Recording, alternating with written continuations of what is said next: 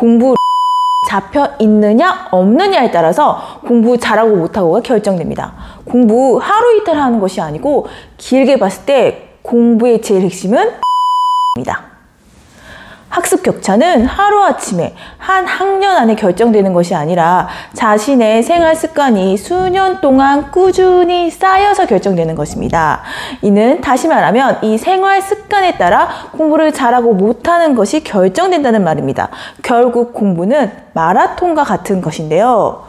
중고등학교에서는 이 루틴을 기본으로 하고 여기에 학습 전략, 학습 시간 등 다른 요소들이 더해져서 실력으로 나타나질 텐데요. 초등교육에서는 공부를 잘하기 위해 가장 중요하게 다잡을 수 있는 영역이 바로 이 기본이 되는 루틴, 즉 습관 형성인 것 같습니다.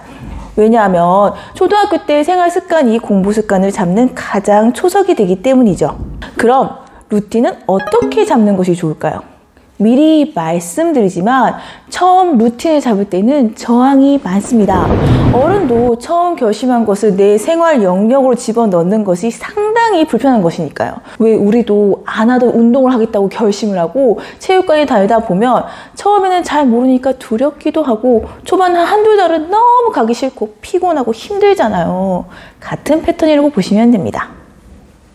그러니 처음 시작이 쉽지 않더라도 절대 포기하지 마시고 끝까지 하시면 정말 좋은 결과 있을 것이니 루틴 잡기 힘내시길 바랍니다. 자, 자세하게 예시로 설명드리면 새학년이 시작됩니다. 학년이 올라감에 따라 아이들의 성장 발달도 달라지기 때문에 새로운 학습 요소들이 추가가 됩니다. 저 중학년의 같은 경우는 이제 자신의 생각을 글로 적는 연습을 해야 하므로 학급에 따라 다르겠지만 독서록이나 생각장 쓰기가 추가됩니다. 처음에는 안 하던 것을 하려니 시키는 사람도 힘들고 하는 아이들도 힘들어합니다. 어떻게 쓰는지도 가르쳐 줘야 되고 안 쓴 아이들 다그치기도 해야 되고 하지만 초반 불편함을 느끼는 아이들을 끌고 가며 한두 달 정도 이 불편함을 감수하면 막상 하는 아이들의 불평도 점점 사라지게 됩니다. 매주 화요일은 독서록을 한 편 써서 내야 하고 목요일은 주제글을 하나 써서 내는 것이라고 정해 놓습니다.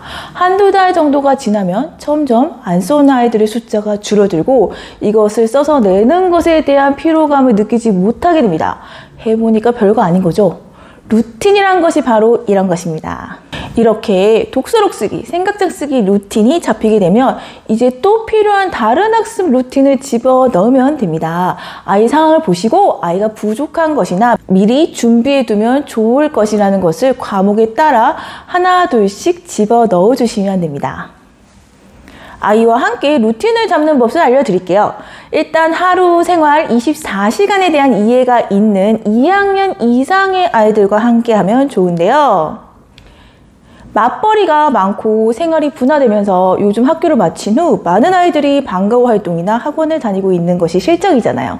학교나 외부 교육 시설에 맡겨지는 시간을 제외하고 빈 시간을 하루 생활 계획표에 나타내보며 이 빈 시간에 무엇을 해야 할지 어떤 루틴을 집어넣어야 할지 아이와 함께 해보는 것입니다. 영상으로 한번 예시 보여드릴게요. 아이와 함께 루틴을 짜실 때는 어렵게 생각하지 마시고 함께 대화를 나누면서 이런 식으로 하시면 됩니다. 제가 예를 들어 드릴게요. 우리 정구 몇 시에 일어나? 7시쯤 일어나는데요 라고 대답을 한다면 이렇게 7시에 표시를 해주고 그래서 학교는 몇 시에 가? 학교 8시 20분에쯤 가요. 아, 그럼 이 시간에 학교 가기 위해서 준비를 하는 거구나. 그러면 여기는 아침 생활이라고 그냥 쓸게. 그럼 이 시간에는 학교에 가는 거야? 학교 마치면 몇 시가 돼? 2시쯤이요. 또는 요일마다 다르게 1시라고 대답할 수도 있으니까 이렇게 표시를 하시고 이렇게 되는 거구나. 그럼 여기는 학교 생활을 하는 거구나. 학교에 다녀와서는 뭐 하는데? 보통 학원이나 방과후라고 대답할 거예요. 몇 시까지 학원이나 방과후를 해? 5시 반까지요. 5시 반 여기지. 5시, 6시 사이니까 여기까지 학원에 가는구나. 그럼 집에 와서 뭐 해? 저녁은 언제 먹어? 6시에서 7시 정도? 알았어. 정우 보통 몇 시에 자러 가? 10시요. 라고 대답을 한다면 이렇게 표시를 해주는 거예요. 그럼 정우는 10시부터 아침 7시까지 잠을 자는구나. 여기 잠이라고 쓸게. 그럼 보통 정우가 7시부터 10시까지 이렇게 시간이 비는데 이 시간에 보통 쉬기도 하고 공부도 하지? 그러면 보통 정우는 몇 시간 놀았으면 좋겠어? 라고 묻는다면 아이가 1시간이나 아니면 1시간 반 이렇게 적절히 조절하시면 되고요. 그럼 앞에 놀았으면 좋겠어? 뒤에 놀았으면 좋겠어? 라고 얘기하면 아이가 대답할 거예요. 그러면 정우는 자기 전에는 이렇게 휴식을 1시간 정도 취하고 여기 이제 보면 7시, 8시, 9시 2시간 동안 공부할 시간이 나오지. 그럼 이때 정우가 공부를 하면 되겠다. 그치? 그런데 아까 엄마랑 얘기했듯이 정우 글쓰기 공부 조금 더 했으면 좋겠으니까 월요일과 수요일에는 글쓰기를 공부하고 나머지 화요일, 목요일, 금요일에는 수학 공부를 하도록 하자. 이 시간만은 하고 이 시간 하고 나서 휴식이나 놀면 되거든? 이렇게 할 수 있겠어? 라고 말한다면 아이가 너한테 만약에 너 지금 글쓰기도 해야 되고 독서록도 써야 되고 수학 공부도 해야 되고 독해 공부도 해야 되고 운동도 해야 돼 라고 말하면 할 일이 너무 많아서 그것을 무겁게 여길 수가 있는데 이렇게 시각화해서 자기 일상을 시각화해서 남는 이 시간에 월요일 수요일에는 무엇을 할 것이고 화목금 뭘 하고 이거 다음에 네가 원하는 놀이를 할 수 있다 원하는 것을 할 수 있다고 말하면은 그 무게감이 줄어들면서 아이가 이걸 보고 이렇게 하는 게 많지 않구나 내 생활 속에서 라고 깨달으면서 열심히 하게 될 것입니다. 하루를 그림으로 한눈에 볼 수 있으니 아이들이 자기 생활에 대해서도 체계적으로 잘 이해할 수 있고 스스로 시간 관리도 잘 할 수 있게 되고 자기 시간의 일부만 공부를 하는 것이라고 자연스레 인식되기 때문에 부담도 줄게 됩니다. 함께 아이들과 자신의 하루를 계획하고 만들면 절로 자율성도 잡히게 됩니다.